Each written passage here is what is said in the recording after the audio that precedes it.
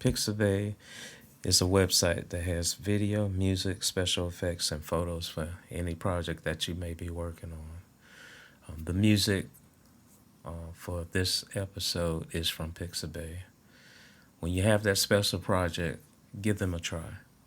So today, which would be the 21st of September, is the third anniversary on the passing of my late wife, JoAnn. Usually on this day, each year, I leave flowers on her headstone. I talk to her about what I've been up to since the last time I visited. Then I will mention how the children, the grandchildren, and her family are doing. This year will be a little different. I'm dedicating this episode to her. What I would have you to know is this: I'm okay. The hurt is still there, but it's bearable. This is a process, and I have to continue to work through it. The most important thing in this process is to live.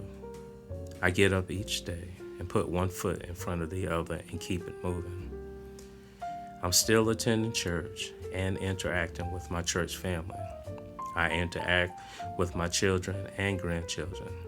I converse with my father-in-law and the rest of his family on a regular basis.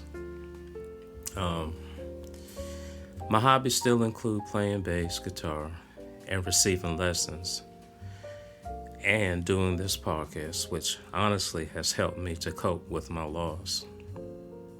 Because I script out most of the episodes, this process helps me to really get in touch with my feelings. New hobby. I created a YouTube channel, which is called Calls Music and People with Jeff. I purchased some camera gear and accessories and go to different events and record video and take pictures. I also do some interviews, I guess I should say. I use this information and post it to my channel. Creating a channel has afforded me the opportunity to learn about video, audio, hardware, software, and editing to get in front of the camera. A new love interest. This is somewhat controversial. After 3 months, I started looking. While some family members were not happy about this, JoAnn gave me permission to go find someone. Please understand, I wanted to believe that she was going to beat this monster that had invaded her body. We had more conversations and arguments to have, more happiness and sadness to encounter. I didn't start looking until I spoke with my Uncle Gerald, my father-in-law's brother. He said to me one day, "How long has it been since JoAnn's been gone?" A little month, then 3 months. A little more than 3 months, I think that's what I said. He immediately said, "Go find someone." That's what I did.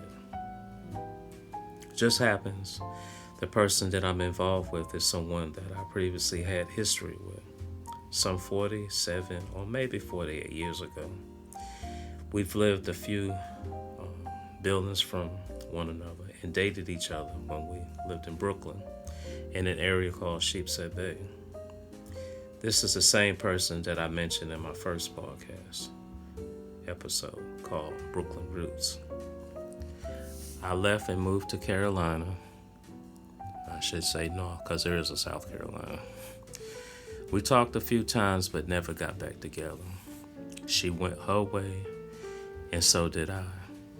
Who knew that after 4.5 decades later, we would meet again? So how did I meet the girl named JoAnn Whitaker who accepted my last name? Weena King. The business is no longer there, but the building is. Dunkin' Donuts is in its place. Anyway, I left one restaurant and ended up at Weena King.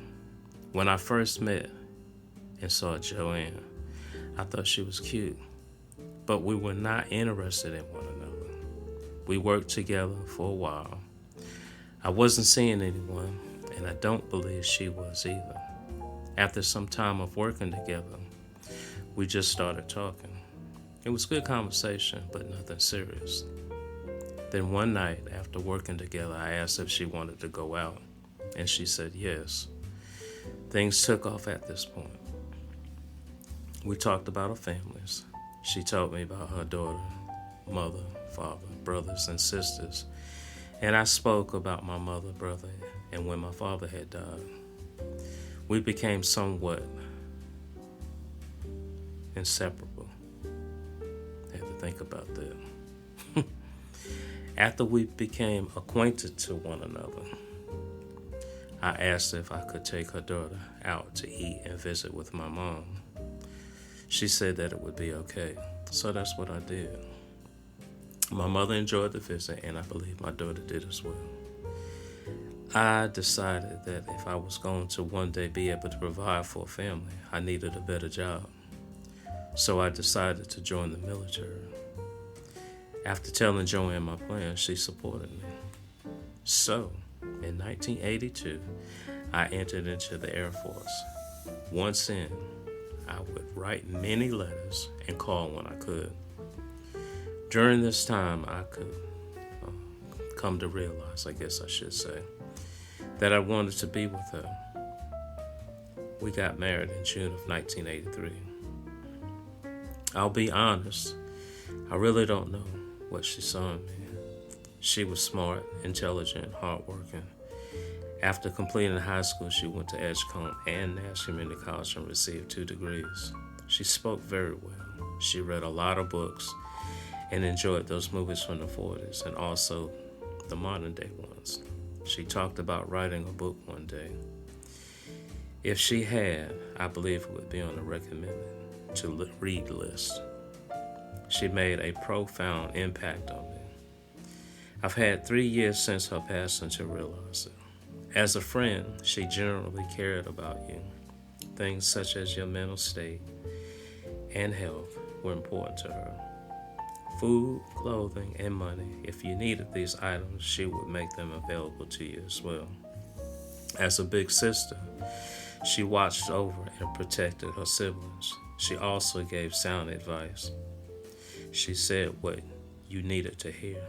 No sugarcoating. She would physically fight for them if needed. As a daughter, she assisted in the care of her parents as they began to age. She would bathe her mother as her mother began to struggle to bathe herself. When we would food shop, she always picked up something for her parents. As a mother, she was concerned about her children. She wanted all her children to have a good home life, have a strong work ethic. Read books, do well in school, have fun in this life, be active in sports, be productive, but most of all, not be a menace to society. As a grandmother, or the grandchildren call her Mima, she was quick to share a story or two about her life, which gave wisdom. She supported them in all of their endeavors. As a wife, she was my partner too. When we struggled financially, she was still there with me. In other words, my struggle became hers and hers mine. After the death of my mother, I had to move my grandmother in with us. While I worked, she took care of her. Selflessness was one of her many great qualities. So today, I wanted to give just a snippet of who JoAnn Whitaker was. She made me a better person, really a better man. I'm going to stop it right there. I'll come back when I have more time. Talk to you soon.